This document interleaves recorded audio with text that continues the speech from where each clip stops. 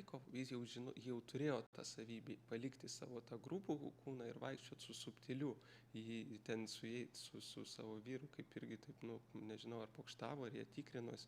Vyras sakė, kad jį visada žinojo, kaip apsirengusios dievybės nupasakodavo, kaip šiandien, kaip kitą dieną. Antiek, jau visiškai buvo atsirišus nuo kūno tos, vadinkim, sampratos. Jie jau žinojo, kad jį jau keliaus, jai reikėjo tik tai, kaip čia posmai rašo, susikoncentruoti, nesiblaškyti ir tiesiai palankių momentų pas Krišną.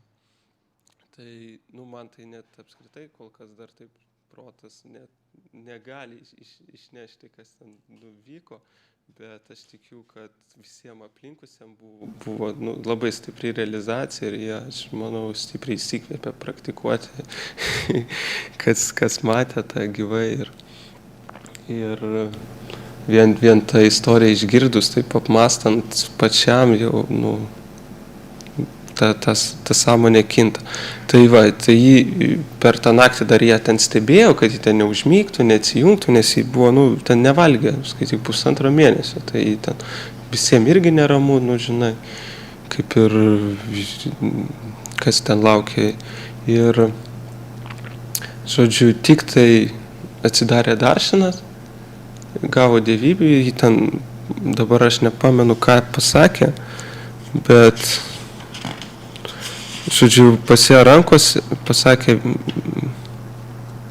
rankose buvo vienoj rankoje džiapa, o kita ranka buvo pamerkusi į Gangos vandenį. Ten buvo dubenėlis su Gangos vandeniu, čia iš tų palankių ženklų.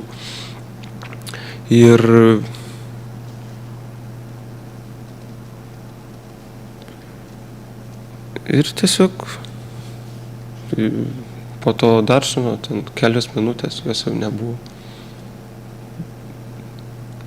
Taip, įsivaizduojat, kiekvienas gali pasirinkti, praktikuoja, antiek suvaldo savo protą ir grinai kaip atbūni čianai ir nusprendai, man metas jau grįžti pas Dievą, išeiti ir taip, ir išeiti.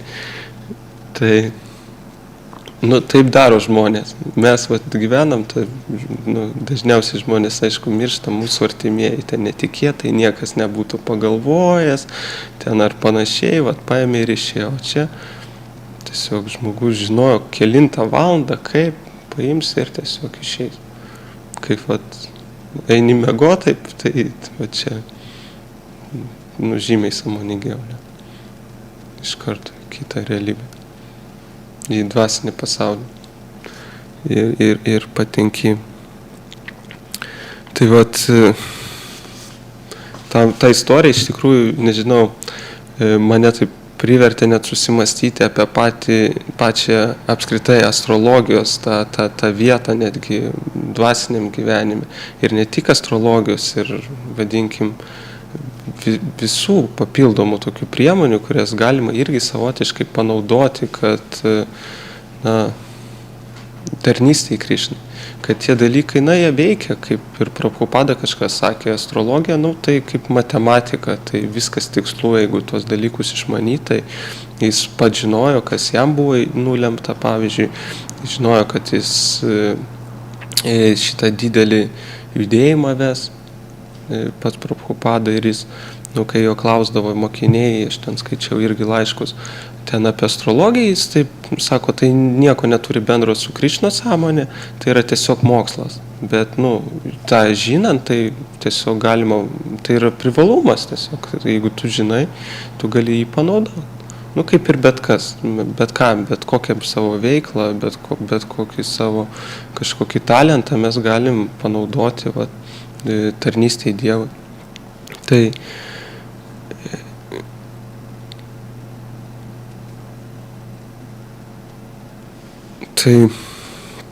čia mes praeitą šeštadienį irgi buvom prisiminę mintį, kurią man sakė vienas iš Estijos brahmačarės, jis buvo šventyklos prezidentas. Tai jis irgi taip įdomiai pasakė, kad dažniausiai žmonės arba atsižada taip ne laiku, ne vietoje, arba priešingai persimeta per daug į tą materialę veiklą ir ten pakimba. Ir davė tokį, palyginimą, kad dvasinis gyvenimas tai kaip, toks lynas, kurio mes turėtume pereiti sklandžiai. Ir, mūsų tikslas visgi eiti tuo lynu. Jeigu mes neįsim, vien tik stovėsim ant jo, jau, irgi nieko gero, nes reikia pasiekti tą visgi turėti matyti prieš save tą galutinį tikslą. O mūsų kažkokios atsakomybės, materialus gyvenimas, pareigos, jis turėtų būti mums kaip pagalys, kuris padėtų išlaikyti tą pusiausvyrą.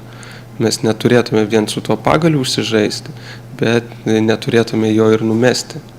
Ir stengtis labai čia greit prabėgti tuo lynu. Visada yra tie kraštutinumai ir man jo kažkaip irgi įžvalga pasirodė gan taikli. Tai ir dažnai dauguma lektorių, kurie atvyksta, pastebiu Bhaktam ir Šrimad Bhagavatam paskaitų metu duoda tas tokias įžvalgas, kad yra ta tarsi tokia pusiausvyra, kad vis tiek reikia išlaikyti kiek įmanoma satviškesnį protą, praktikuojant bent jau pradžioje, gilinantis, bandant suprasti būtent tą mokymą, išsiaiškinti ten pagrindinius akcentus, susidėliojant sadaną, dienos režimą, tai vis tiek mums reikia ir tų žinių, ir išminties, ir ta pusiausvyra ir turėtų būti tarp mūsų sveikatos, santykių šeimoje, irgi su draugais, bendruomenėje. Taip pat labai svarbus, irgi kiekvienas turi kažkokius polinkius, tai darbas, mokslai. Aišku, tą visą įmanoma, vis tiek turint žinias, suderinti, kad tai nebūtų ten jau tą magūną vien tik, ar nepersidirbti, kad būtų ta pusiausvyrą ir kad dvasiniai praktikai irgi stovėtų centre, nes kaip Prabhupada sako, bet kokia veikla, kad ir kiek tu jį ten sektųsi, ar kokie bebūtų geri rezultatai, ten ar iš žaliavalgystės, ar dar iš kokių sportų pasiekimų, ten bėgiojimo ar dar ko.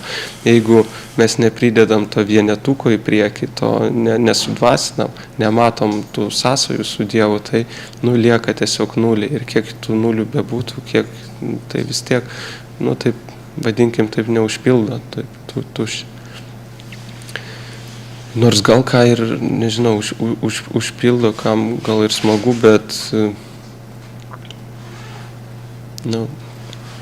toks yra daugiau mažiau pasakymas. Nežinau, mano gyvenime tai iš tikrųjų link Dievo eiti, yra kaip minimum, pasakyčiau, įdomiau. Ir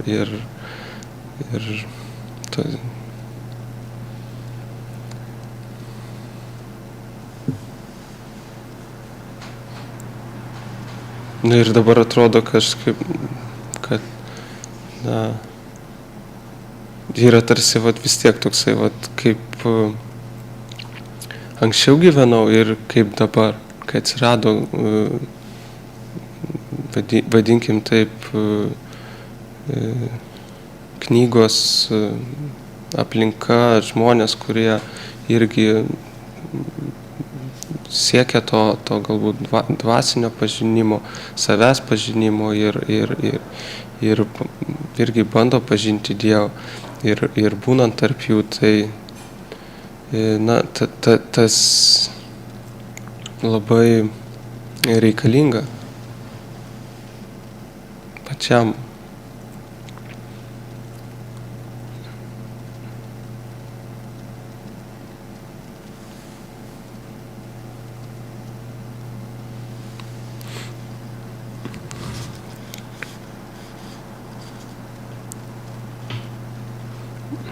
Aš čia gal labiau norėjau akcentuoti, kad pasidalinti tiksliau, kad būna žmonės, kuriem tas dvasinis gyvenimas, jis yra toks, natūralus nuo pat gimimo. Jie, nuo pat mažų dienų yra pratinami, yra prie tam tikrų ritualų, religijos, nuo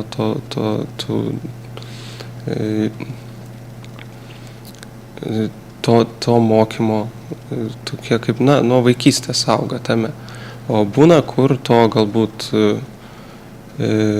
žmonės, vaikystėje neturi, jie tarsi, taip ir gyvena, vadinkim, be Dievo, be kažkokių žinių, taip tarsi kažkaip savaime, bet kaip, gal net yra kažkokių, žinios, kad taip, Dievas yra įvairios religijos, jos visos veda link Dievo, bet, vis tiek tas gyvenimas yra labiau taip, aš savo, Dievas savo. Ir taip maždaug ir bandai konstruoti, pats viską kažkaip padaryti. Ir, aš kaip atsimenu dabar tas dienas, tą periodą savo gyvenime, jis man atrodo, kaip minimum, čia irgi taip pasakyti, toks nikokas. Vis tiek visada, aišku, pas kiekvieną yra tas, turbūt ir pas mane buvo tas polinkis pažinti, ieškoti, tyrinėti, kažkaip išsiaiškinti, kaip čia tas pasaulis, tie klausimai ateidavo. Bet kadangi tas protas, jis labai, būdavo toks nefiksuotas, jį galima buvo lengvai pakreipti tai vieną pusę, tai kitą, tų žinių trūko ir ta aplinka, įtraukdavo, vadinkime, visai kitokias veiklas, kurios, nepadeda galbūt pažinti tą Dievą.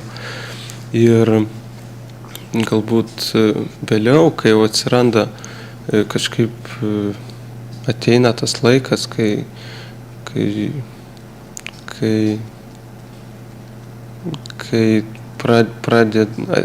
atsiranda galbūt knygos, Krišnos malonė, kai jau turbūt ateina laikas ir yra galimybė tiesiog perskaityti, būti toj bendrijoje.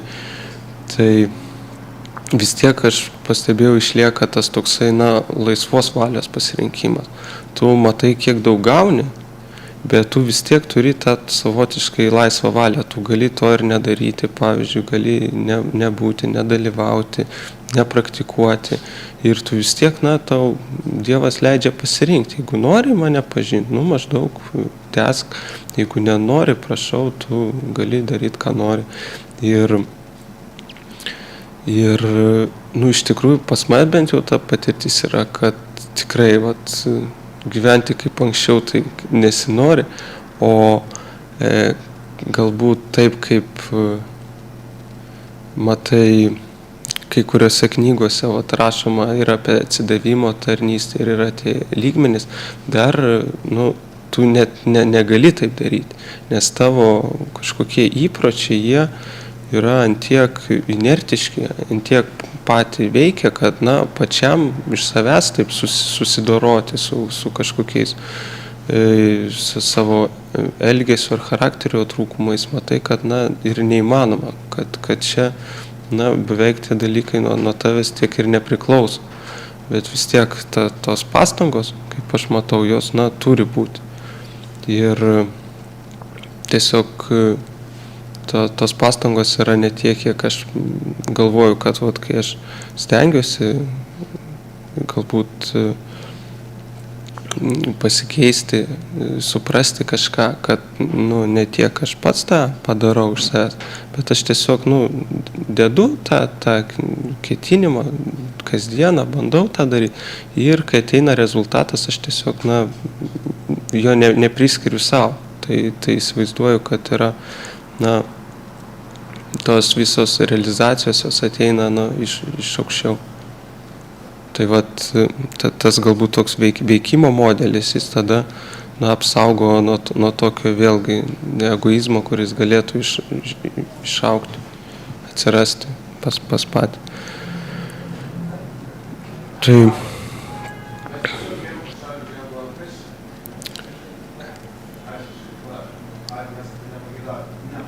gal ateis lankytojų. Tai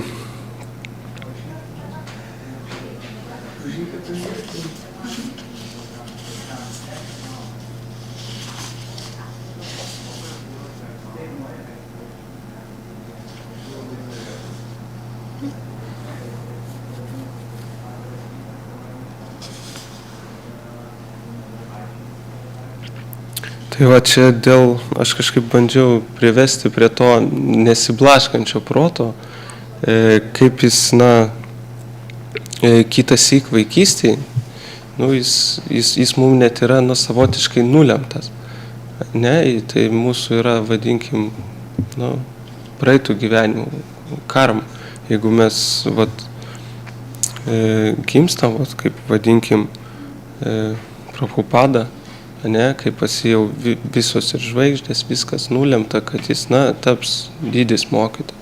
Jis turi tą nuo pat vaikystės, visai kitą, vadinkim, kokybę. Jis nuolat apsuptas šventų žmonių, svečių, tėvai yra tikintis, praktikuojantis. Ir faktas, kad jo mąstysena, jo galbūt tas jautrumas, jo tos savybės, jos yra, žymiai, kaip sakant, jos, sunku turbūt tą ir suvokti, kas yra gailestingumas, kurį aš galbūt pats jaučiu ir kas yra gailestingumas, kurį jaučia, tokie ačarijos, tokie mokytojai.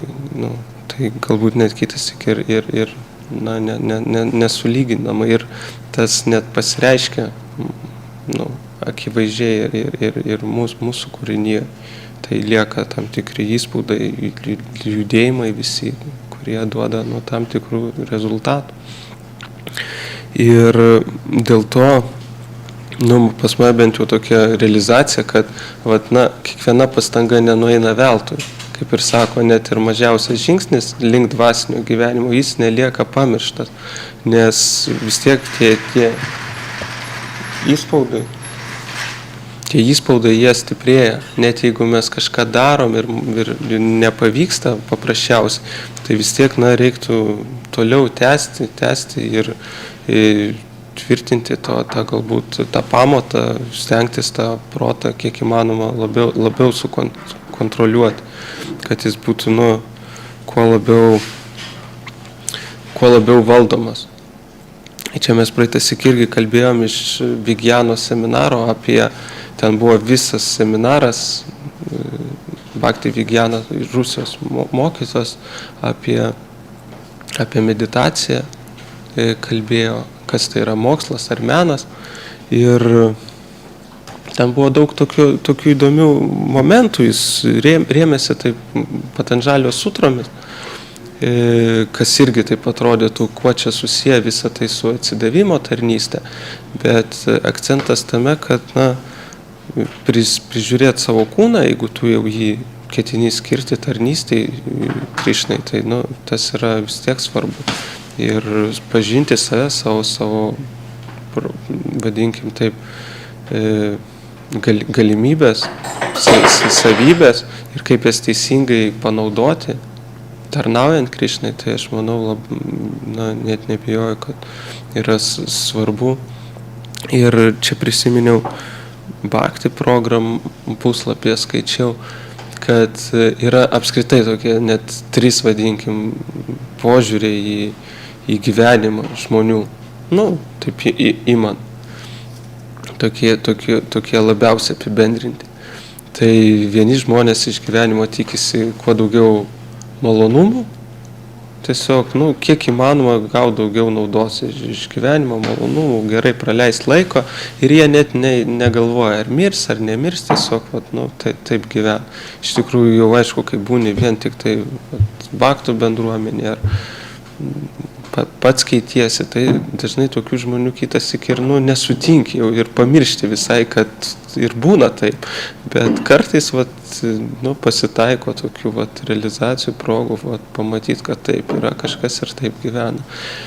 Ir dėl to kartais ir ateina tokios šviesios asmenybės į žemę, kaip Šrila Prabhupada, ir jie tuos religijos principus bando atstatyti.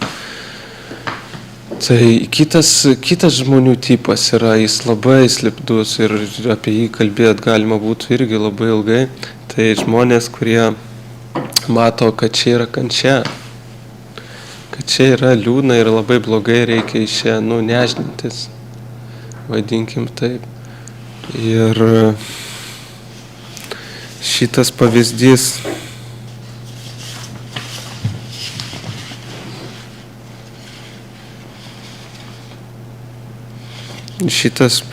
kai, ta žemė matoma tokia kaip kančios buveinė, tai jis toks labiau siekimas smukti to vadinkim išsivadavimo. Apie tai gal, jeigu liks prie kosmologijos temos, mes tada pratęsim. Ir trečias yra žmonių tipas, tai jie kaip mato šitą vietą kaip tokią galimybę patiem pasitaisyti ir panaudoti viską, tiek save pačius, tiek ir visus resursus, tiesiog tarnystė į Dievą. Jie galvoja, ką padaryti, kad Dievas būtų patenkintas, nuolat į tai medituoja. Tai ir tų žmonių tipai, jie net juos galima pamatyti net ir tokiuose vietose, kaip net visur, visose sferose. Net jeigu tai būtų kažkokia religinė organizacija, mes vis tiek matytume visus šitų tipų žmonės. Nebūtinai, kad ten bus tik tai paskutinio tipo žmonės. Ten gali būti ir, vadinkim, su kitais motyvais žmonių. Dėl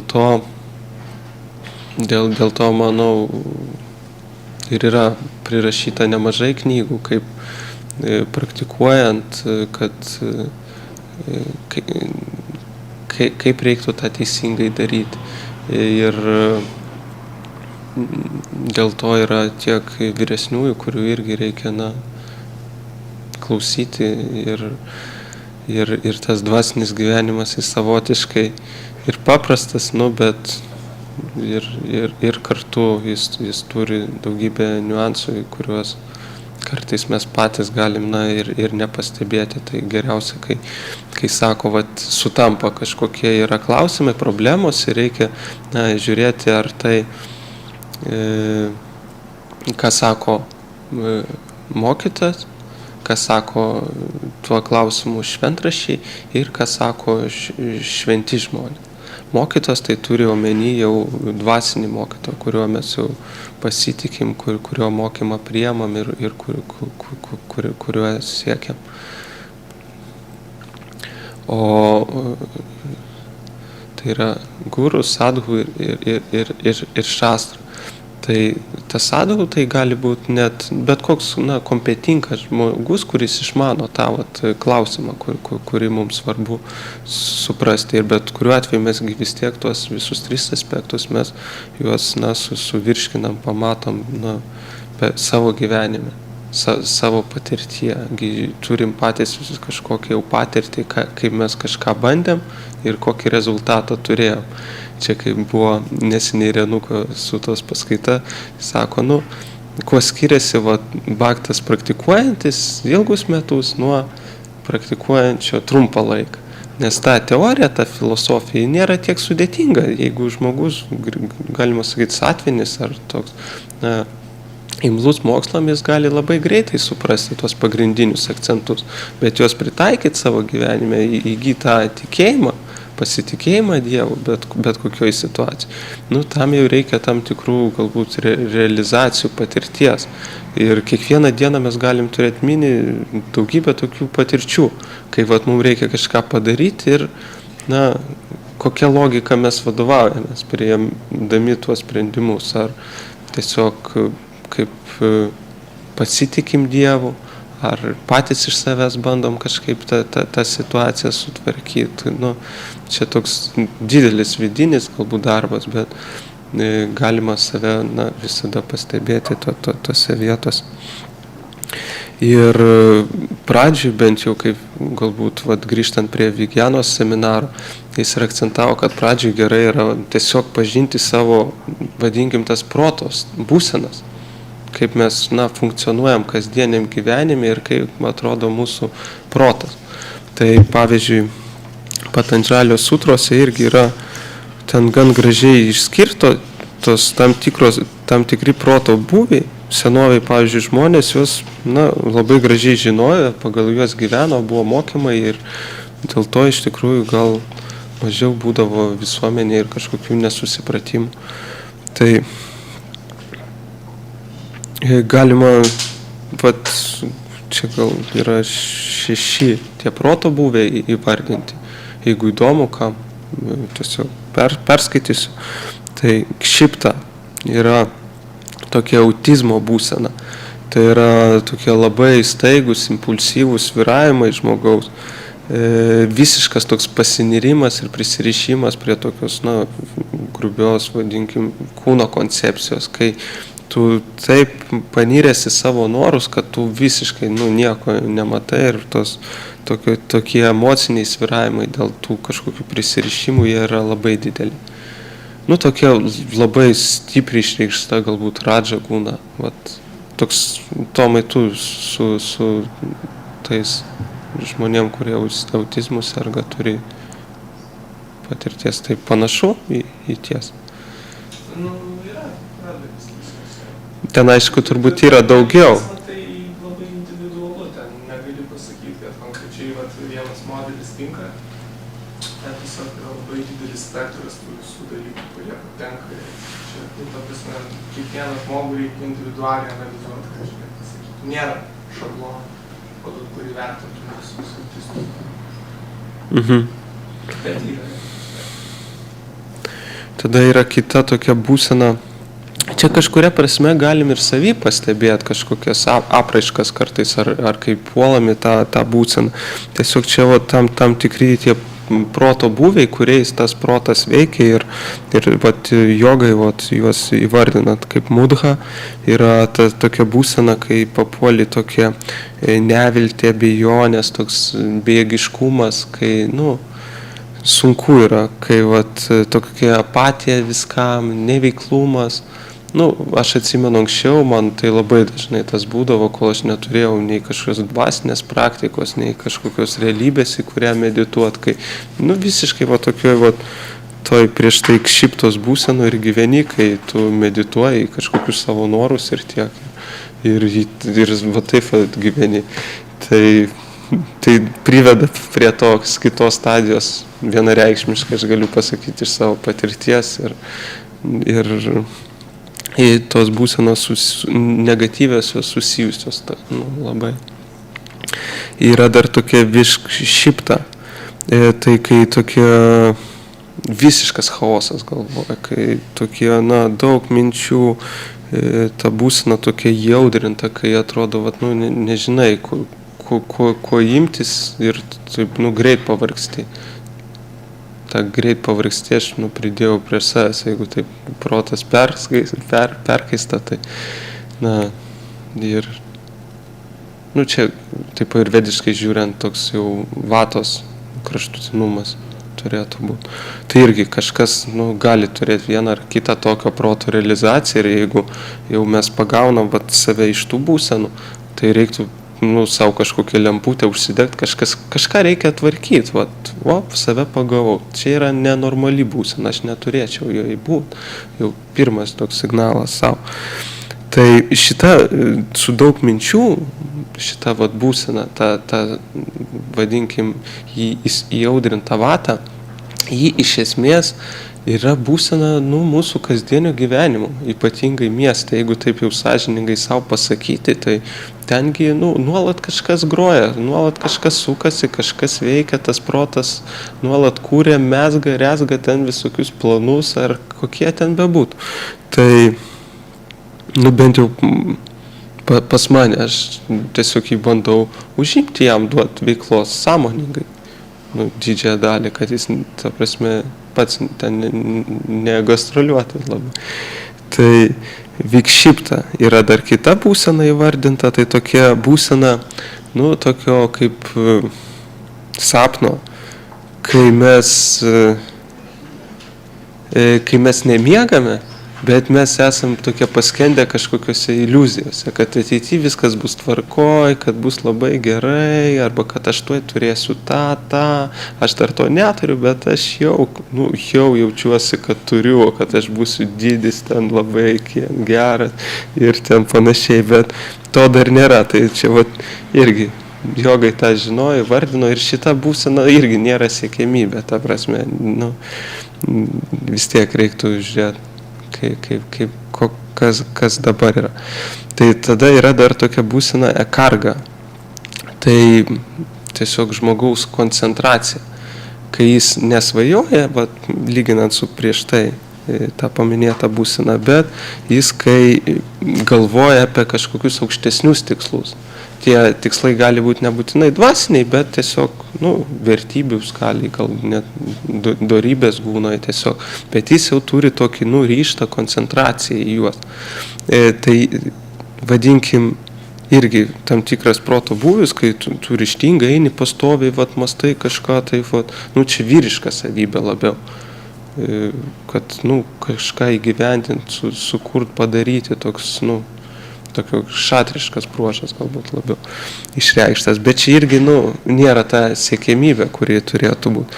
O yra įvardinta tokia kaip, siekiamybė yra nirudha būsena. Tai yra visiška proto kontrolė. Kai tavo protas yra tiesiog geriausias draugas. Prasme, tu jam sakai, ką daryti, jis tą ir daro. Tu jam sakai, ko nedaryti, jis to ir nedaro. Kaip laikrodis. Tu žiūri į laikrodį ir matai, kiek iš tikrųjų valandų, žiūri ir tai laikrodis apgaudinėja nuolat, tai būtų, kam toks laikrodis, tai kam mums toks protas, kuris jis realiai nuolat, mus kažkur supainioja, tik pridaro tų nesąmonę. Tai turint tą tvarkingą, vadinkim, protą, mums daug lengviau būtų ir tarnauti, ir Dievą pažinti, ir, taip viskas paprasčiau išsispręstų. Aišku, būtų pavojų, kad mes užkipsim ir būsim, tokie kaip pusdieviai, kuriem nesinori niekur įeit, nes ir čia labai gerai. Bet iš esmės Patandžalio jogos toks ir buvo tikslas. Tai jie nesiekė ten Dievo ar Dievo pažinimo, jie siekė tiesiog išsivaduoti iš kančios. Tai ta stadija, kai tas protas jis yra kontroliuojamas, tai jis, jį yra toks privalumas, pranašumas ir čia labai, jeigu jau iš bhakti pozicijos, tai tą pravartų taikyti irgi savo gyvenime, tai tiesiog, daugiau galima padaryti Krišnos labui. Aišku, jam tai nieko nereikia, bet viduje, jeigu iš to džiugesio, kai jauti, kad ta bendruomenė duoda daug ir kartais norisi padaryti, visiems būna kažką gero, bet kartais tą gerą ne visada pavyksta, kad ir norisi įgyvendinti. Protas jis tingus, kitas būna dar kažkas ir nesigauna realizuoti tą, ką norėtus. Tai būnant toj pastoviai nirudhos būsenoj, tai tos mintis, žodžiai sutaptų su darbais ir tas atneštų naudos ir kitiem. Tai ir, faktas, kad link tos būsenos reiktų prieiti, tai yra, kaip siekiamybė, reiktų save visada pagauti. Ar aš dabar protas jis mane kažkur neša, ar aš visgi, kontroliuoju. Ir meditacijos ir yra tas tikslas įgauti tą pusiausvyrą, pažinti ir save, ir pati joga ir skirta nuraminti protų. Nes tos prieš tai vardintos būsenos jos yra arba tokios labai jaudrintos, arba jau kaip protas mums diktuoja, ką daryti. Ir kai mes medituojamės ar užsiemam tam tikrą praktiką, tą protą mes galim pakeisti jo, vadinkim, tas bangas. Jeigu mes vadovavomės intelektu, žinom, kokios veiklos padeda mumise palaikyti tą proto būvį, mum palankų tą nirutką. Ir mes tuos įpročius savyje išugdome, tai tiesiog tuomet turėsime, vat kaip ir Bhagavad Gitoj rašo, mirties metu nesiplaškantį protą. Tik tai bėda, kad jis ir blaškosi, dėl mūsų tos, vadinkim, karmos. Nėra čia vis tą paprastą padaryti, tai gali būti net labai sudėtinga padaryti ir gal net kitas ir neįmanoma, bet siekti kažkaip to reikėtų ir davė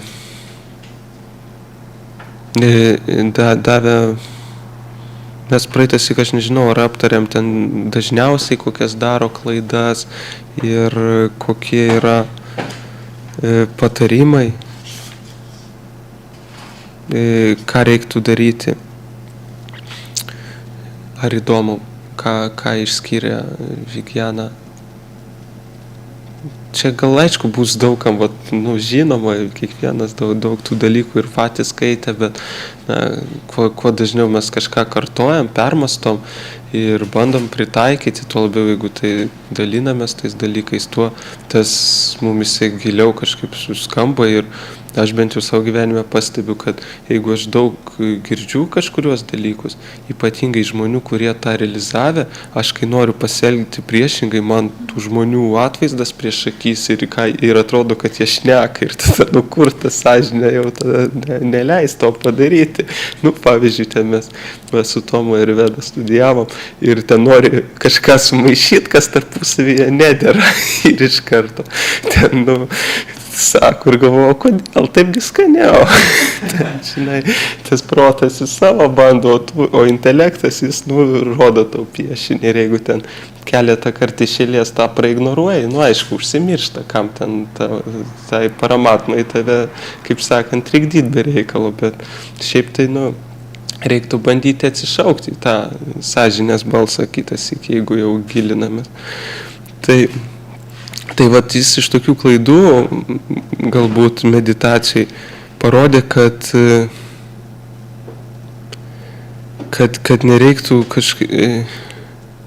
yra pavojus, jeigu mes mokomės medituoti ir užsiemam kokia tai bebūtų praktika, netgi jeigu užsiimtume ir džepą, malos praktiką, į šventus Dievo vardus koncentruojame, vis tiek, tas galioja. Yra viena, kai mes perdėm bandom, vis taip parodė, susiimti, susikoncentruoti ir taip, kad net atrodo dūmai rūktų iš ausų ir taip, taip, vadinkim, taip kažkaip net per prievartą. Tai yra vienas iš kraštutinumų ir kitas yra, kai mes tiesiog išskrendam kažkur su mintim ir mūsų ten jau, nėra, išplaukiam. Tai kažkur turi būti tas sveikas protas, kai mes suprantam, ką mes darom ir mes tą darom. Kai nepersistengiam, nepersitempiam, neįsitempiam ir kai mes tiesiog visiškai nuskrendam kažkur. Tai ir jis vėlgi akcentavo tą kūno priežiūrą, kadangi vėlgi mūsų mintis jos tą proto būseną susijusi ir su mūsų fiziniu kūnu. Jeigu mes tą praignoruosim, mes tą vėliau ar anksčiau, tai mums bus kaip kliūtis. Tai tempimai, paprasčiausia mankšta rytais, ten laikysena, kasdien, kaip mes elgiamės, sėdim, ten ką darom, tie maži įpročiai, jie mums gali būti kaip pagalba, o gali priešingai mums būti kaip, trukdyti tam ir dvasiniam gyvenime, tiek ir šiaip palaikant tą proto būvį harmoningą. Tai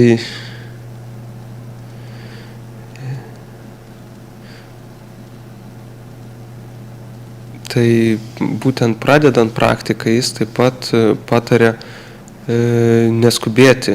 Tai turėtų būti tokias sąmoningas priėjimas, reiktų permastyti, o ką aš čia darau apskritai, dėl ko aš tą darau. Tai neturėtų būti taip, automatiškai, kaip autopilotu. Turi būti visgi tas sąmoningas procesas, kad vat, aš dabar praktikuosiu, kodėl man tai svarbu, ką man tai, ką ta praktika man reiškia. Atsakyti tokius esminius klausimus ir tai duos tokio, budrumo, sąmoningumo ir pačioj praktikoje. Ir mes tada nepakliūsim į tokį irgi išplaukimą, tokį, kad automatiškai kažką pradedam daryti. Irgi dabar nepamenu, kuris vienas mokytojas yra minėjęs, kad tai paprasčiausiai proto tokia yra prigimtis. Tai viena iš jo tiesiog savybių, kad jis ką be pradėtum daryti, jis tada linkęs tą pradėti daryti automatiškai po kurio laiko. Aišku, geriau jau tos įpročius turėti kažkokius palankius, bet vis tiek neturi būti tas siekiamybė, kad mes kažką darom net nesuvokdami, mechaniškai. Ir dvasiniai praktikoje lygiai tas pats, mes gali įsijungtas toksai tiesiog robotizmas. Jeigu savo taip intelekto pagalba negražinti, nepriminti, kodėl tą darai, tai nelieka jausmo tada, gali būti labai saus. Taip pat tos pačios įtampos jos visada atsispindės ir kūne mūsų, tai mes galim mokytis nuo to, kad mes bandom pažinti kūne tas įtampas, kažkokius, kur mūsų fizinis kūnas persitempęs, įsitempęs, pabandyti tiesiog mintimis atpalaiduoti pečius, veido raumenis, ten kaktą. Jeigu mes šitų įtampų net pažįstam, nepraskanuojam savyje, kaip mes tada praskanuosim, čia man toks retorinis klausimas iškilo, savo motyvus vidinius, kurie irgi, matomgi su gyvenimu mes pastebim, kad motyvai jie keičiasi ir kažkada atrodė, kad aš čia labai esu geras ir labai gero noriu, o dabar savyje gražini ir pastebi, kad tie motyvai buvo visiškai savanaudiški, pavyzdžiui, didžiąją dalį. Tai tiesiog mokydamėsi net pažinti tą savo kūną, mes ugdom įprotį, kad mes galėsim pažinti dar subtilesnius lygmenis. O tas pravers, aš nebejoju, tiek mūsų dvasiniam gyvenime, tiek ir galbūt vis tiek mūsų supa kiti žmonės. Tai gal galėsim jiem padėti lengviau, patart, pastebėti juose kažką ir bent jau nepasakyti kokios visai nesąmonės. Ne tai, kad patart, bet bent jau nepakenkt, jau galėsim mokyti. Man toks atrodo dalykas, tikrai svarbus ir vis tiek kažką darant, tai rezultatas būna. Nieko nedarant, tai rezultato dažnai ir nebūna. Taip savaime kažkaip nieks nesigauna. Turi būti kažkas pastangos. Taip pat kalbėjau apie tą kvėpavimą, kad irgi svarbu atkreipti visada dėmesį ir mum atsimenu, kai studijavom, daug tų patarimų būdavo, kaip visgi svarbu yra apskritai irgi pažinti, kaip pats kvėpuoji, kaip ten, čia labai panašu galbūt kaip su tom įtampom, taip ir galima stebėti savo kvėpavimą ir jausti, ar jis yra kažkoks užspaustas, ar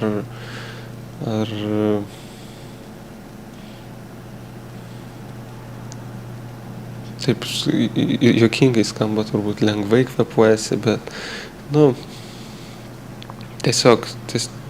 tiesiog svarbus dalykas yra kvėpavimas, oras, kurį mes gauname ir aišku ir jo kokybė ir čia labai plati tema, čia apskritai tos temos jos čia po knygą į kiekvieną punktą turbūt galima būtų perskaityti ir ten tų seminarų daug pažiūrėti, bet tai irgi kažkokios sudedamosios dalys ir jos duoda žinoti, jeigu mes jas ignoruosim visiškai, tai bus trukdys mums praktikuoti. Kitam žmogui gal aišku to dalyko net visai nereikia, jis natūraliai jau gimsta, jis tas savybės turi viską, jis taip ir gyvena, jam ir ten to treniruotės daryti nereikia, o kitam žmogui galbūt jam tos dalykus reikia atkreipti dėmesį sąmoningai, po biškį įjungti, nes kaip pas mane, pavyzdžiui, auklėjime nuo vaikystės apskritai tų dalykų nebuvo. Ir daug įpročių ir daug įvairiausių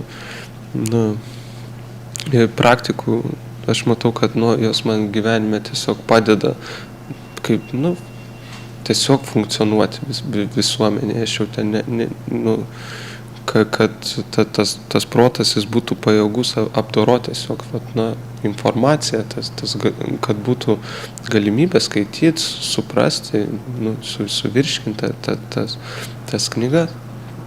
Kaip ir, na,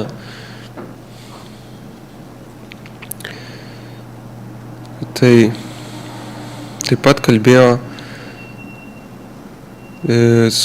turėjo tokią mintį, kad irgi irgi galim stebėti savo širdies čakros, tos širdies sritį, matyti tas įtampas, kurios ten kaupėsi ar nesikaupė, tiesiog irgi vienas iš tokių kaip savistabos būdų.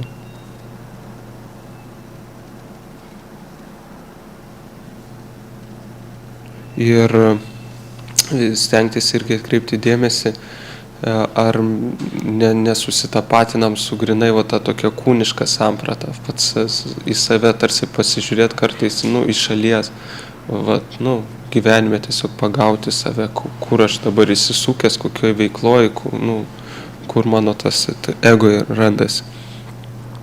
Čia jis tuos paskutinius punktus jis taip gal nuosekliau, plačiau išdėstė, bet tam būtų gal daug laiko. Tiesiog papildomai, aišku, minėjo ir apie tą praktikos reguliarumą, apie laiko svarbą, kad vėlgi tas dienos režimas, tas rytinis laikas, jis žymiai brangesnis, žymiai efektyvesnis ir reiktų jį išnaudoti. Man pasirodė dar tokia įdomi mintis, jis kažkaip pasakė apie uždaras patalpas. Man anksčiau atrodė, o ką gamtoj, taip, nu, gerai, grynas oras, bet tos didelės erdvės, jos, nu, tarsi kažkaip, na, ne taip palanku kaip uždaros. Uždarose erdvėse akcentavo, kad reiktų bent jau pradžiai pradėti nuo uždarų erdvių praktikas. Ir, aišku, aplinka turėtų bendraminčių ir praktikuoti kartu su jais. Tai, aišku, mes čia galėtume dar rašyti labai daug dalykų, kurie irgi palankus tai praktikai ir privardinti, ir jis pats dar galėjo duoti daug patarimų.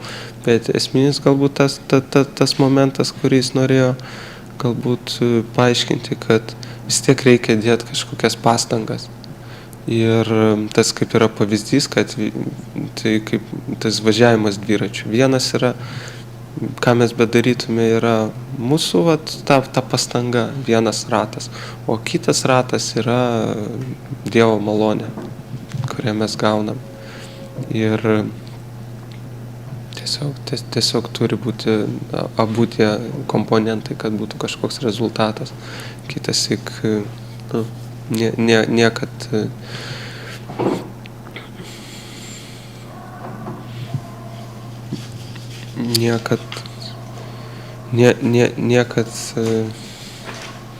nereiktų tikėtis kažko labai greitai arba lyginti, žiūrėti į kitą, kodėl, nu, pas jį toks rezultatas, o pas mane toksai. Nu, kiekvienas tas, vadinkim, atvejis jis yra visiškai individualus ir dėl to reiktų pradžiai va tą savo, na, aparatą, visą mechanizmą irgi pažinti ir jau atsispiriant nuo jo, aš manau, bus lengviau ir pasiekti vat tą antrą mūsų dalį.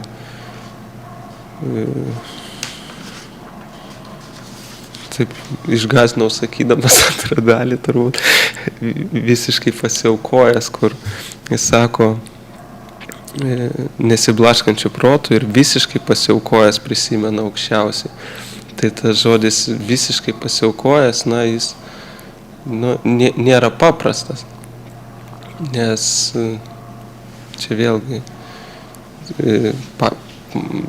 visa Šrimad Bhagavatam ir parodo, kiek yra daug Dievo tarnų, kiek daug yra baktų, kurie visigi jam pasiaukoja, bet tuo pačiu visi su skirtingais motyvais.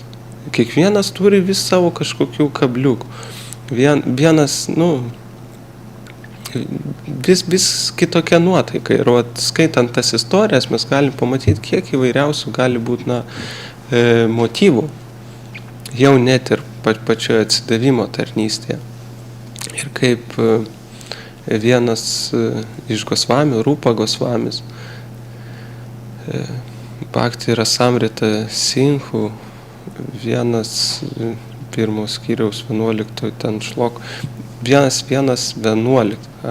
Tai yra eilutė esminė, ji yra kaip tokia, Bhakti, tokia apibrėžimas galėtų būti, netgi vadinkim. Tai ten ką galima būtų išskirti, kad ta atsidavimo tarnystė, jeigu žiūrėti, kas tas visiškas atsidavimas, tai yra, kai jis nenutrūkstantis yra. Ir jis yra be jokio motyvo. Nes čia kaip ir Prabhupada sakė, jis taip jau užbėgo. Ir mirties valandą viešpaties malonę prisimena aukščiausiai Dievo asmenį. Tačiau tyras bhaktas nepraktikuoja tokios jogos. Maždaug tyras bhaktas, jis neužsiema ten kažkokia meditacija, čakras, jis tam laiko nešvaisto, jis jau yra, save realizavęs, jis jau dėl to ir tyras yra, kad jis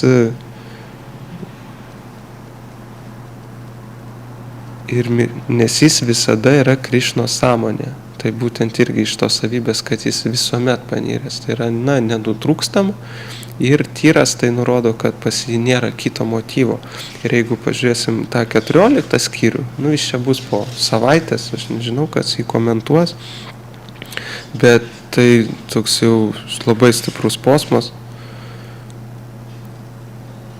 kur sako, lengva mane laimėti tam, kuris visada atmena mane ir negalvoja apie nieką kitą, nes jis, o Pritho sūnau, be paliovos su pasiaukojimu man tarnauja. Čia iš esmės beveik tas pats Rupas Gosvamio posmas apie tą tyrą atsidavimo tarnystę. Ir Prabhupada čia duoda ilgą komentarą, kam įdomu, gali tikrai persiskaityti čia. Dabar gal viso aš jo neskaitysiu, bet akcentas yra tame, kad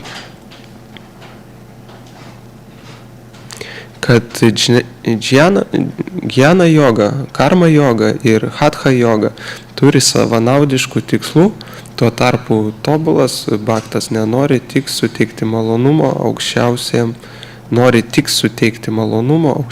Dievo asmeniui ir netrokšta nieko kito. Todėl viešpats sako, kad kiekvienas, kuris besąlygiškai pasiaukojo jam, lengvai jį laimė. Tai toks aukštas lygis, vadinkim. Ir kai mes esam savo nuoširdus, mes galim nesunkiai pastebėti, kokie mes etape esame. Ir jeigu mes dar nesam tame etape, tai mums nereiktų ir ignoruoti ir to kūno, ir skirti ir jam laiką. Ir jeigu mes būsim nuoširdus tam procese, seksim, tai Dievo maloniai, nes irgi mes turėtume turbūt sulaukti.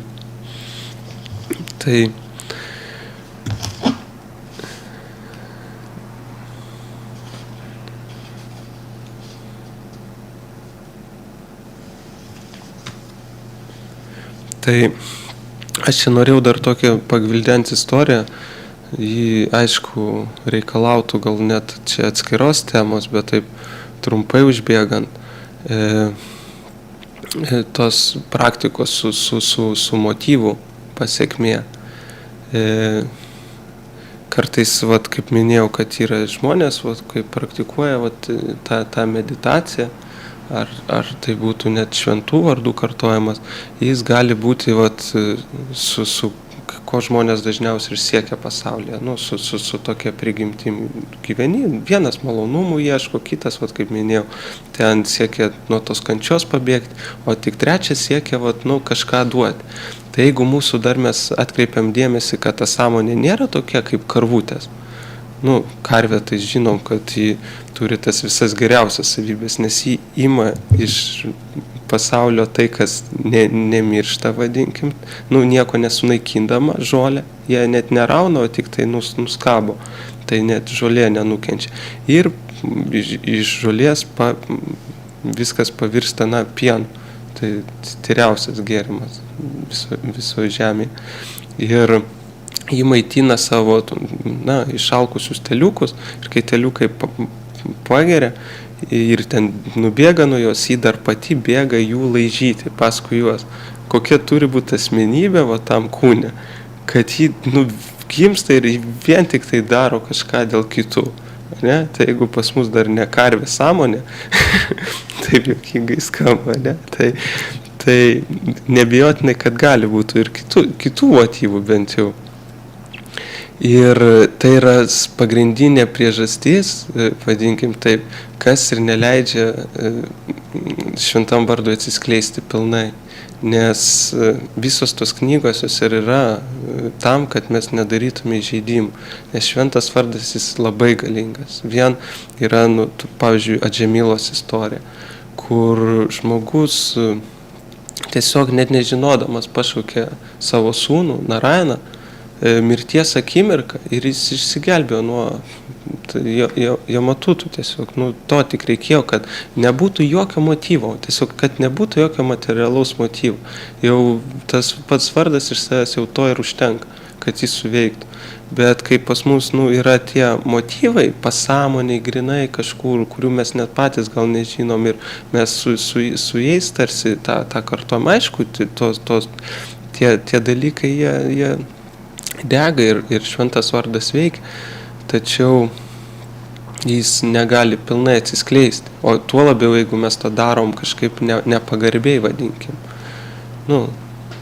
Dėl tų proto būsenų, kurias išvardinau prieš tai, nes tuose proto būsenose sunku kažką atlikti kokybiškai. Jeigu mes to proto nekontroliuojam ir mes kažką tuose būsenose darysime, tai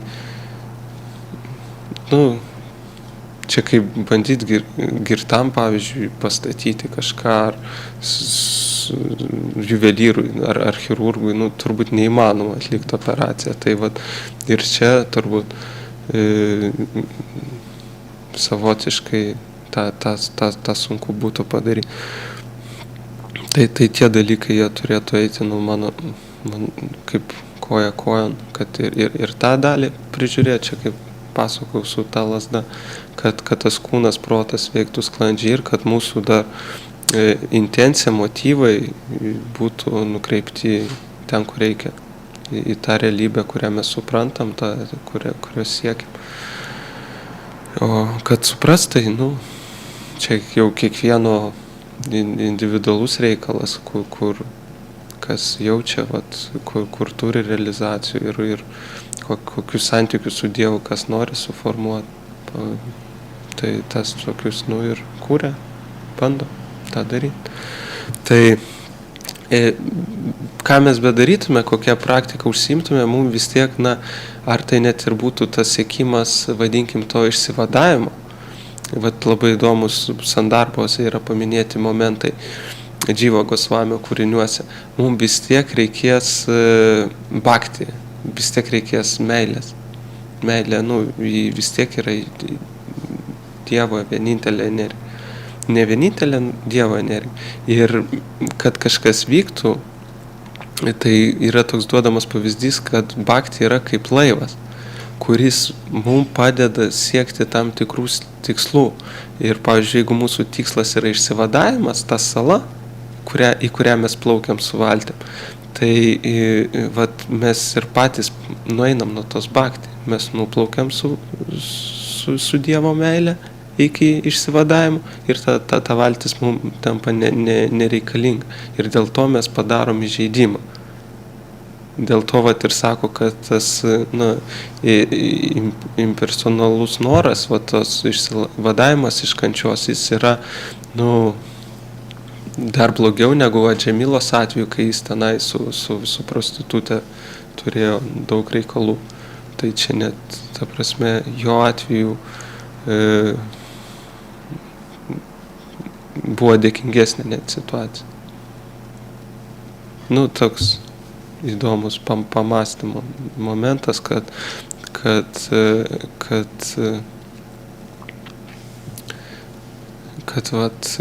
kodėl yra tas akcentas tiem impersonalistam duodamas, kad tai nėra palanki pozicija. Iš tikrųjų, kad kitas tas išsivadavimas nuo kančios, tai nėra dar dėkinga situacija, nes tu tada nebūtinai pažinsi Dievą. Tai bet aš kažkada irgi kalbėjau su Renuka Suta ir sakau, gal baktam vyresniem, jiem praktikuoti yra visai kitaip, jie turi gal realizacijų, sakau, aš taip, naiviai, dvasinio pasaulio, gal ta praktika, žinai, kažkokių duoda, patyrimų. Ir sakau, tai aišku, visai kitaip, o ką daryti, tokiem, vadinkim, žaliem, kol ta praktika tokia robotiška.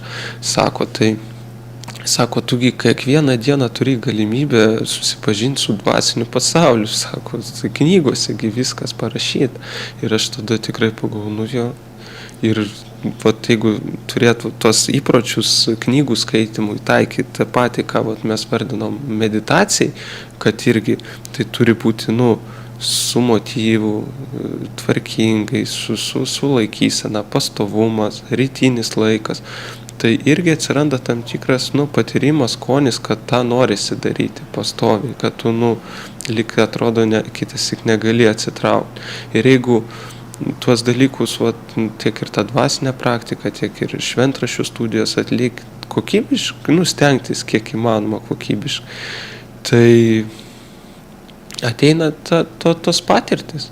Ir iš tikrųjų, aš atsimenu tą šventų vardų seminarą, kai sako, jeigu praktikuoja žmogus ir nėra rezultato, reiškia kažką netaip daro.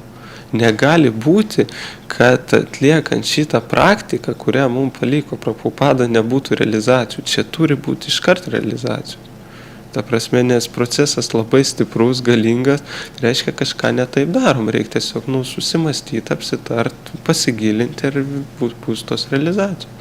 Ir tas įkvepia. Ir iš tikrųjų galima pamatyti, kad tai veikia.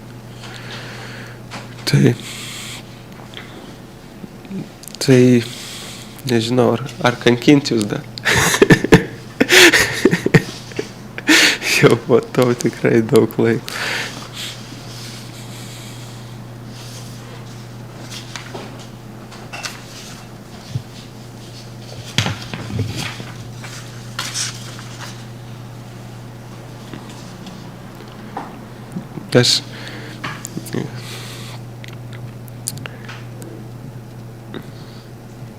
Čia galbūt padarysiu tokį lengvą įvadą ir apie tuos dalykus, jie vis tiek susisies su tuo, ką aš kalbėjau. Nes viena yra, kai kalba žmogus ir girdžiu kažką iš žmogaus, kaip buvo tas Prachlados Narisimho pavyzdys, kuris pasakoja pats tą istoriją, kuris matė, kuris žino, gyveno su žmona, ne? Ir jis tą pasakoja kitiem ir tas kažkaip visai kitaip suskamba. Tu šalia sėdi ir tu, matai labai tikrą. Kai aš jau perpasakoju, jo efektas jis, ne toks yra. Ir dėl to labai svarbus, yra, tas požiūris, kad tas žinias, kurias mes gaunam, jos turėtų būti, iš asmenybės, kuri tą realizavo, ką pasakoja. Ir tai yra gan svarbus momentas. Ir aš atsimenu vieno tokio mokinio, kuris dabar neseniai grįžo iš tokio retrito, kuris buvo apie šventų vardų kartojimą. Paklausiau, tai vat, ką ten užsiėmė, sako, aš tai sako, tau tikrai labai norėčiau papasakoti, nes ten, geri, naudingi dalykai. Bet sako, mane, mokytojas ir įspėjo, sako, jeigu aš tau pasakysiu, o aš tos realizacijos neturiu, ką jis man papasako, reikia daryti.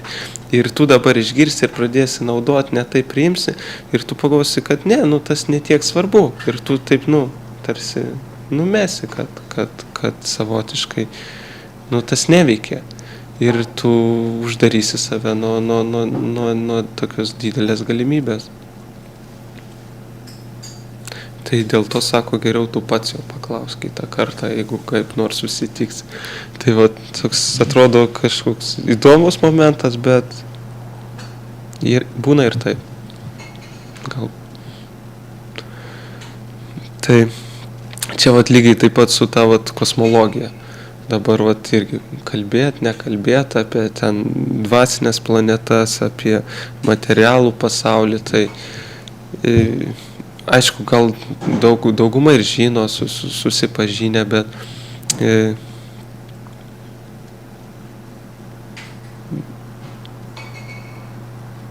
tai tiesiog tie dalykai, manau, reikalingi bendram tam vaizdo supratimui, tai kosmologijai, nes ta vedinė kosmologija, kodėl man jį iškart patiko, nes aš iki to laiko domėjausi tenai ir krikščionybė, ir šiaip ezoterika įvairia, ir ten, tikrai balaganas toks pasidarė vienu metu, galvoju, čia tas, ir kad kažkas paimtų ir taip gražiai sudėliotų, kur ten pragarai, kur ten skaistyklos ar kažkas.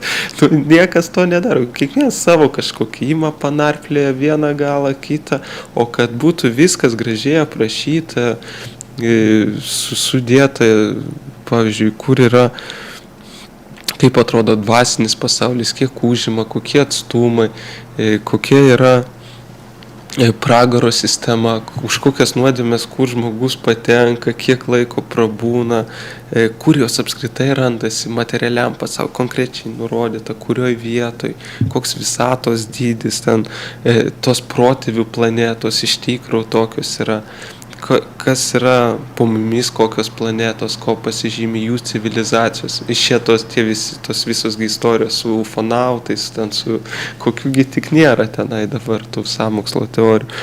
Ir tos pusdieviai, tai iš ten irgi visi angelai, arhangelai, ko tik nėra.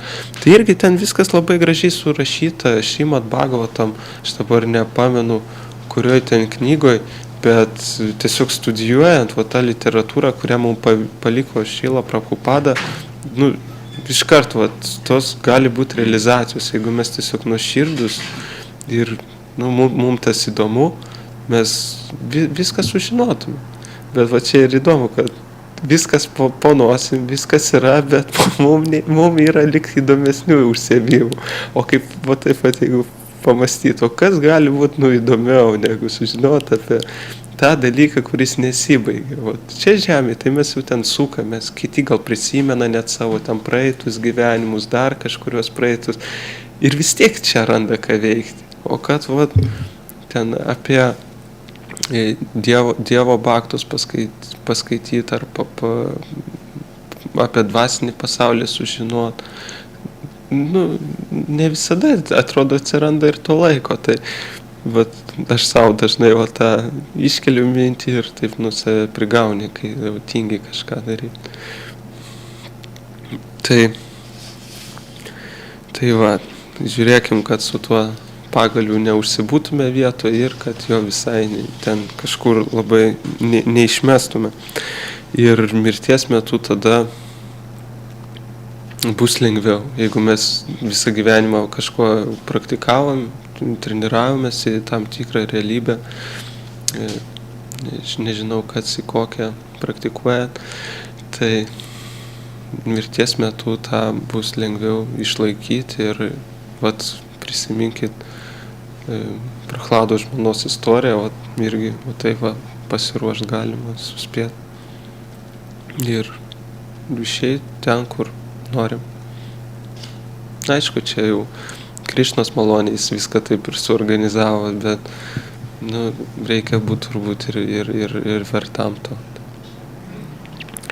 Tai čia irgi vat, įdomiai, vat, kaip tos šventi žmonės, tarsi kitas jie turi tą tokį didelį jautrumą, jie ne tik bendraujant su kitais vat, gali jausti, bet nu, gali jausti kitas gyvas esybės, būtybės, tie jau labai šventi, tai jaučia dėl to ir tas astrologiškai planetas, ten tuose kadašius, tai jiem yra, nu, realu tikra. Mes čia, vat, nu, pasakė reikia, nu, ir darom. O jiem tai yra, nu, realybė. Jie, tas pats, kas lyjam skėtim, mes išsiskleidžiam, tai jie tą, vat, jaučia ir jie tą daro. Ir man, vat, irgi tokia realizacija buvo, aš ruošiuosi, vat, praeitą šeštadienį ar užpraeitą, kai irgi apie tą mirtį kalbėjom. Ir rytoj, beje, kaip tik bus Svarupa Čaitanija, dvasinis mokytojas, sanjasis, žinot, kai turbūt. Tai į Facebooką tokį numeta. Steve'o Jobso paskutinį, nu, tiesiai man, kaip laišką tokį. Ne tai, kad ten bendrai, nu, kad grinai maždaug, imk čia tau maždaug kabliukas perskaityk, bet jis niekogi nežinojo visiškai. Ir tiesiog paskutiniai žodžiai Steve'o Jobso prieš mirtį. Ten, nu, taip, labai temos, žinai. Ir daug kas tai pasakoja, vat vakar Marius pasakoja, kaip jis sėdi Vrindavane priešais dvasinį mokytoją, jis galvoja apie iniciaciją, o jam Svarupa Čaitanija žinutė apie dvasinį mokytoją atsiunčia ten atstumų, nežinau, keli tūkstančiai kilometrų. Ir, nu, vat, kaip tą paaiškinta, ne? Arba aš atsimenu irgi, kai mes buvom tada ekskursijų, aš einu Vrindavane. Net ne Vrindavane, ten dar buvom šitoje ekskursijoje. Akšardhamo tą Faridabade tenai tą visą muziejų.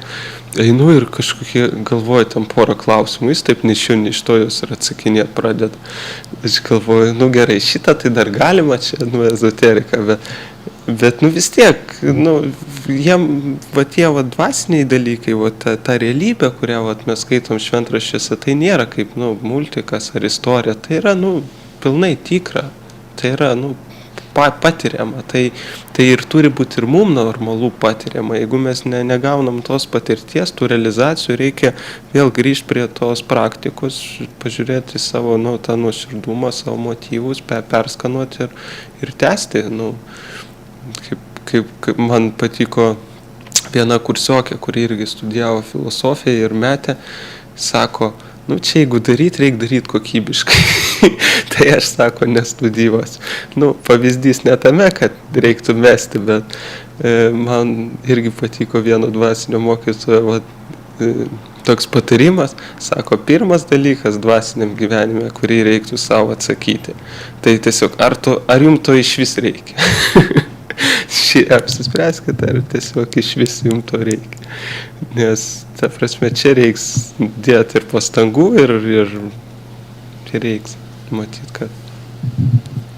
Tai, bet, nu, čia kaip irgi pabaigiant apie tą vyrėją, kurį aš jau šiandien trečią kartą cituoju, yra toks Renukas su ta penktadieniais, labai verta paklausytis.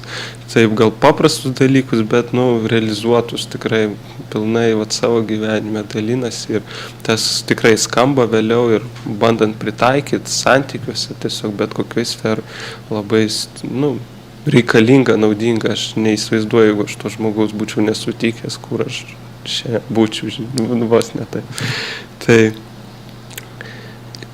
Tai va. Tai nueikit jo paklausykit, jis daugiau papasakos, bet paliksiu galbūt. Paliksiu šitą mintį kitam kartui. Tai kaip ir Steve'as Jobsas sakė, nu, mirties metu, sako, turtų ten jokių neišsinešit.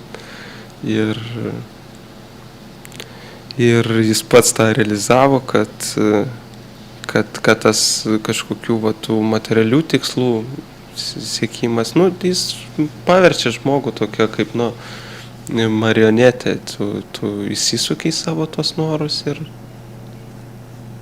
ir tada tas laikas greit ir prabėga. Ir čia irgi labai platys tema apie tos norus, apie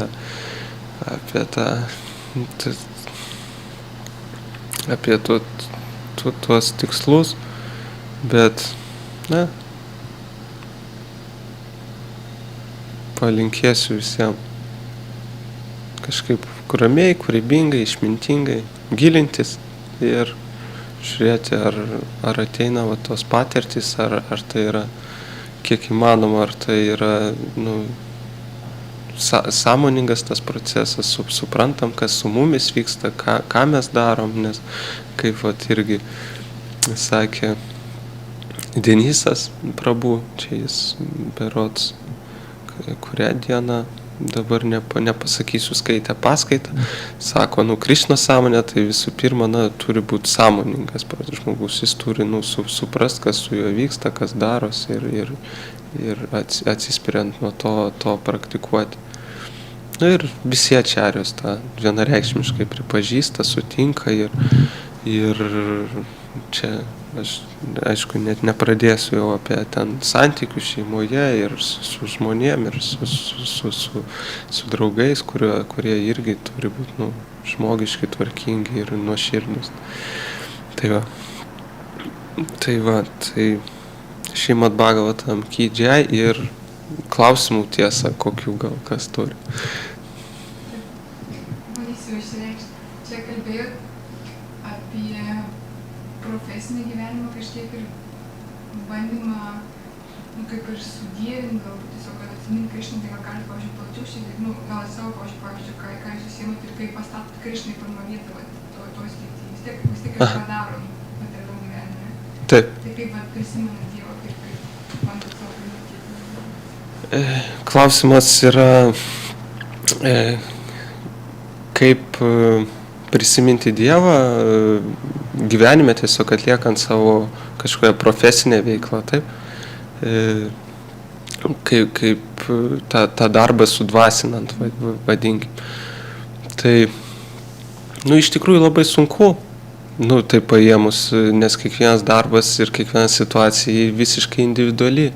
Vienas žmogus ir priklauso, kiek laiko mes tam darbe praleidžiam ir kokiuose gūnuose mūsų tas darbas ir kokie mūsų motyvai iš to darbo yra.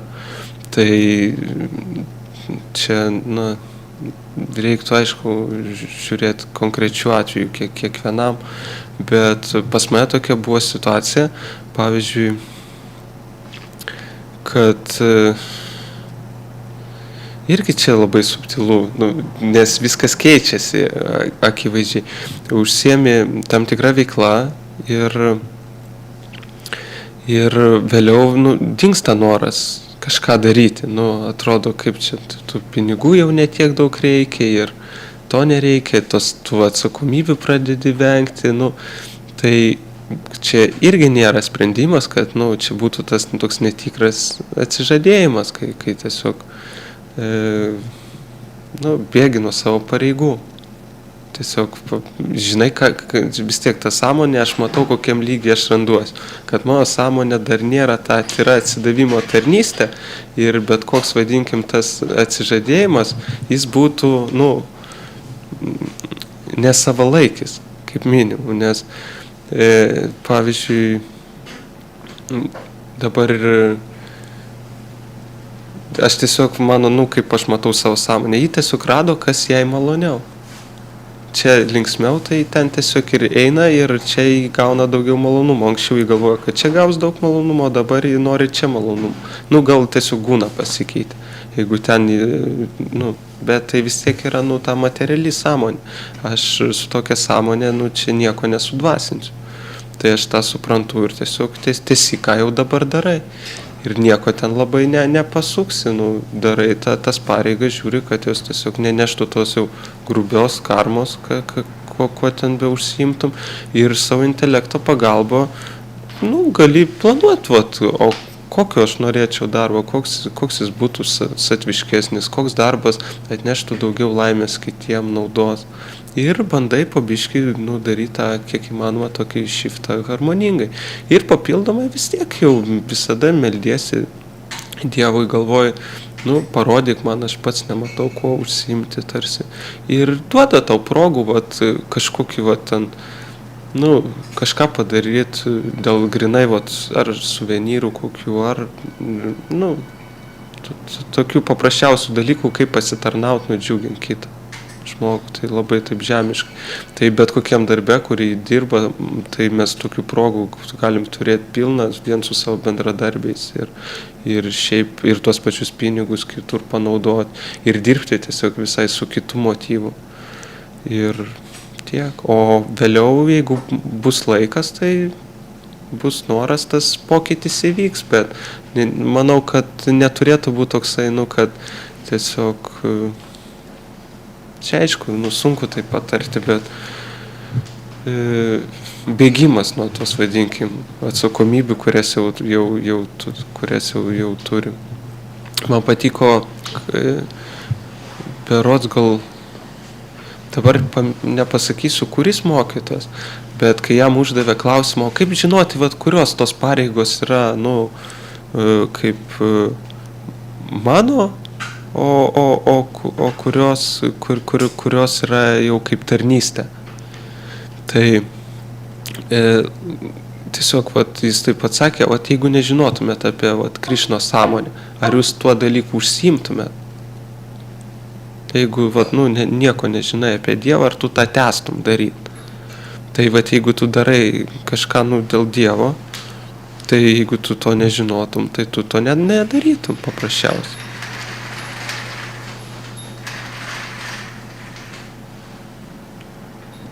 Tai atsakant į tą patį klausimą, jeigu tas darbas, kuriame dabar esat, jūs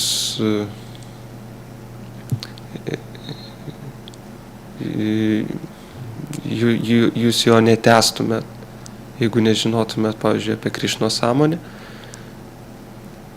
o dabar tęsėt, tai irgi savotiškai atsidavimo tarnystė, nes jūs tą daro dėl Krišnos, nežinot, kad reikia vykdyti savo pareigas ir Krišna patenkintas, kai jas atliekat.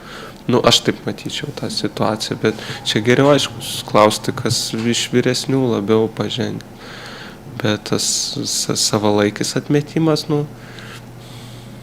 žiūrint, aišku, irgi, kur tą laiką panaudosi, tai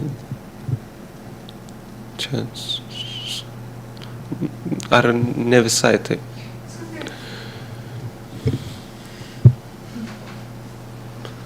Nes aš, pavyzdžiui, turiu irgi tokią patirtį, aš taip pradėjau domėtis ir savotiškai įsikvėpiau. Galvojau, tos žinios labai svarbu reikia, Prabhupada norėjo, kad visi bhaktai būtų išsilavinę ir galvojau įstoti į universitetą. Įstojau ir pamačiau, kad čia reikia mokytis, čia, sunku. Ir taip, norėtųsi liktai, kam čia save kankinti tarsi. Bet tada, supranti, dėl ko pradėjai ir tu jau esi įsipareigojęs, taip, ir tiesi, ir mokais.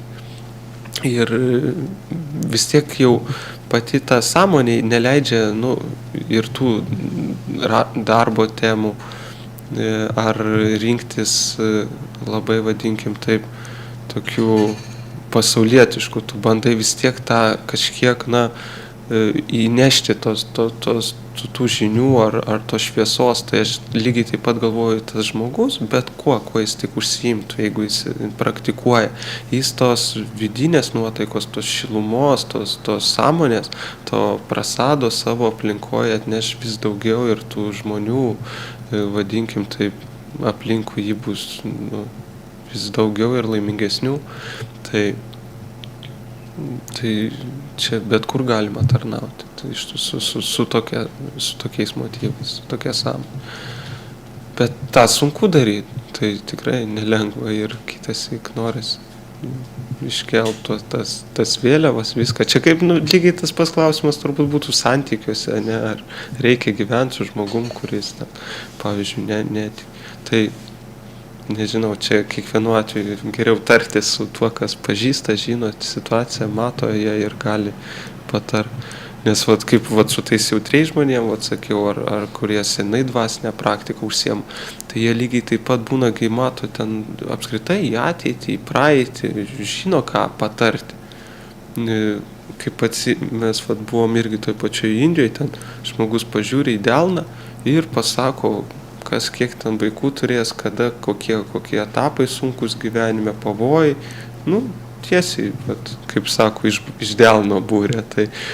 Tai vat, reikia dėl to vat, tokių patarimų klausti išminčių, o vat, aš tai, supainiosiu tik tiesą sakant.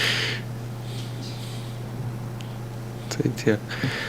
Tai va, tai kosmologija dėl to pasiskaitom geriau, kam įdomu, visi patys. Šimad Bhagavatam tikrai labai gražus kūrinys ir aš tikrai rekomenduoju traukti į tą dvasinę praktiką. Ir rasti laiko kaip po puslapį ar po kokią dalį pasiskaityti. Gal dar kažkoks klausimas toks yra? Gerai. Tai dėkui, kad taip kantriai paklausėt. Labai buvo smagu. Ačiū, kad šypsojatės. Šrimad Bhagavatam. Šrila Prabhupada ki jai.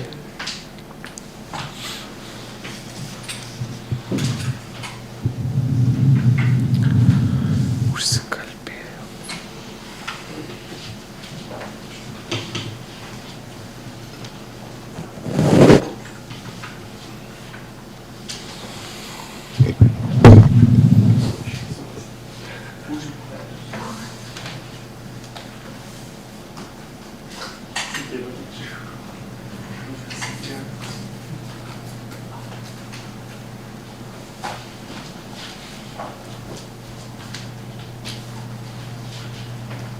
Ai, tai toj svarbos šitą paskaita. Čia pagrindiniai programai. Trečia, kur prasideda. Trečia? Taip.